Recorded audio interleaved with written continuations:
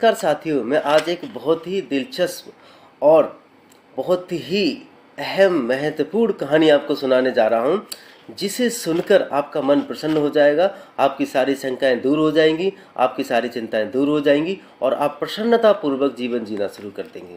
आप खुद पर और दूसरों पर दोष देना बंद कर देंगे। तो साथियों, मेरा ये वीडियो सुनने से पहले और देखने से पहले मेरे चैनल को सब्सक्राइब करें, जिससे मेरा आने वाले वीडियो आपको मिलते रहें। साथियों, मेरा आज चर्चा का विषय है कि क्या किसी के चाहने से किसी का बुरा हो जाता है, या क्या किसी की वजह से किसी की जान चली जाती है, क्या किसी की वजह से किसी के साथ कोई दुर्घटना हो जाती है। अक्सर हमारे समाज में, हमारे परिवार में या हमारे आसपास इस तरह की घटना हो जाती हैं, तो हम खुद को दोष देते रहते हैं या किसी अन्य व्यक्ति को दोष देते रहते हैं और ज़िंदगी भर उसको कोसते रहते हैं कि उसकी वजह से ये दुर्घटना हो गई। साथियों, मैं इस इतने बड़े रहस्य का मैं खुलासा एक बहुत ही दिलचस्प कहानी के माध्यम से करने जा रहा हूँ। प्लीज़ उस कहानी को पूरा सुने और देखें। तो साथियों, एक बार की बात है कि सभी देवी देवता इकट्ठे होकर के एक मन बनाते हैं, एक निश्चय लेते हैं, निर्णय करते हैं कि महादेव जी के पास हम जाएंगे और इस विषय को रखेंगे कि क्या किसी के चाहने से किसी की मौत हो जाती है, या क्या किसी की चाहने से या किसी की वजह से किसी की मृत्यु हो जाती है, या क्या किसी के चाहने से किसी का भला हो जाता है, या क्या किसी के चाहने से किसी का बुरा हो जाता है। ये चर्चा का विषय था और महादेव जी के यहाँ बहुत बड़ी महापंचायत का आयोजन था। तो उस आयोजन में सारे देवी देवता बुलाए जाते हैं। सभी देवी देवता टाइम पर उस आयोजन में पहुंचते हैं, लेकिन अंत में सबसे बाद में यमराज जी उसमें प्रवेश करते हैं। तो जैसे ही प्रवेश करते हैं तो प्रवेश द्वार पर बहुत ही खूबसूरत छोटा सा पक्षी होता है, बैठा होता है, गुनगुना रहा होता है और चहचहा रहा होता है। तो उस पक्षी पर यमराज जी की दृष्टि पड़ती है और बड़े ही रहस्यमय तरीके से उसकी तरफ मुस्कुराते हैं और मुस्कुरा करके वो आगे बढ़ जाते हैं। पीछे से इस सारे दृश्य को गरुड़ महाराज देख रहे होते हैं, गरुड़ भगवान देख रहे होते हैं और इस घटना को देख करके गरुड़ महाराज चिंतित हो जाते हैं और मन ही मन वो सोचना शुरू कर देते हैं कि आज इस पक्षी की जान खतरे में है, आज इस पक्षी की जान जाने वाली है और मैंने इसको देख लिया है, और अगर मेरे से होते हुए मेरे सामने इस पक्षी की जान जाती है तो मैं अपने आप को कभी माफ़ नहीं कर पाऊंगा और मैं ये सोचूंगा कि मेरी वजह से इस पक्षी की जान चली गई। तो साथियों, वो अपने मन ही मन में ये दृढ़ संकल्प लेते हैं कि मैं इस पक्षी की जान बचा के रहूँगा। तुरंत ही वो उस आयोजन में नहीं जाते हैं और गरुड़ महाराज उस पक्षी को अपने पंजों में दबा करके और बहुत ही गति के साथ, रफ्तार के साथ वो उड़ना स्टार्ट कर देते हैं, प्रारंभ कर देते हैं। और वो वहाँ से 7 समंदर पार, लाखों किलोमीटर दूर एक महर्षि का आश्रम था। उस आश्रम के पास एक वृक्ष था और उस वृक्ष की सबसे ऊंची चोटी पर उस पक्षी को छिपा करके और वहाँ से संतुष्टि भरी राहत की सांस लेकर के वहाँ लौटते हैं और उनके मन में संतुष्टि होती है कि आज मैंने इस पक्षी की जान बचा दी। और जैसे ही वो लौट करके आते हैं तब तक वो आयोजन समाप्त हो जाता है और वो चर्चा ख़त्म हो जाती है। सारे देवी देवता एक एक करके उस आयोजन से बाहर निकल जाते हैं, और लेकिन गरुड़ महाराज वहाँ रुके रहते हैं और क्योंकि उन्हें उस यमराज की प्रतिक्रिया देखनी थी कि यमराज जी की प्रतिक्रिया क्या रहती है।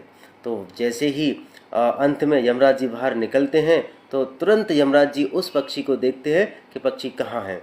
तो वो पक्षी उनको वहाँ नहीं दिखता है। फिर दोबारा से उनके चेहरे पर बहुत ही रहस्यमयी और संतुष्टि भरी मुस्कान उनके चेहरे पे आती है और वो मुस्कुराते हैं और खुश होकर के आगे बढ़ जाते हैं। साथियों, यह देख करके गरुड़ महाराज की चिंता और बढ़ जाती है और वो और चिंतित हो जाते हैं। साथियों, मन ही मन वो दुखी हो जाते हैं। ऐसा क्या है जिसे देख करके यमराज जी दोबारा से मुस्कुराए हैं, मैं इनको ज़रूर पूछूंगा।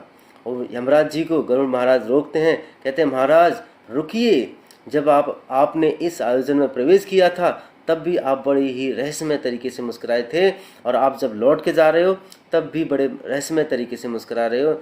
महाराज, मुझे इसका रहस्य बताइए, मैं बहुत ही चिंतित हो रहा हूँ और व्याकुल हो रहा हूँ, मुझे इसका रहस्य ज़रूर बताइए। तो यमराज फिर मुस्कुराते हुए और संतुष्टि भरी राहत की सांस लेते हुए कहते हैं, जब मैं इसमें प्रवेश कर रहा था तो मैं इस छोटे से पक्षी को देख करके बड़ा चिंतित हुआ और मैं बहुत ही परेशान हुआ कि ये छोटा सा पक्षी है, उसकी मृत्यु 7 समंदर पार एक वृक्ष की चोटी पर एक शेषनाग के खाने से इसकी मृत्यु लिखी है। और ये पक्षी इतनी दूर कैसे जाएगा, कहाँ से पहुँचेगा। और तो मैं बहुत ज़्यादा चिंतित था। लेकिन अब मैं जैसी बार आया तो मैंने इस पक्षी को यहाँ नहीं पाया, तो मुझे बहुत संतुष्टि मिली, मुझे बहुत राहत की सांस मिली कि मेरा काम किसी ने आसान कर दिया और वो पक्षी वहाँ पर पहुँच चुका है।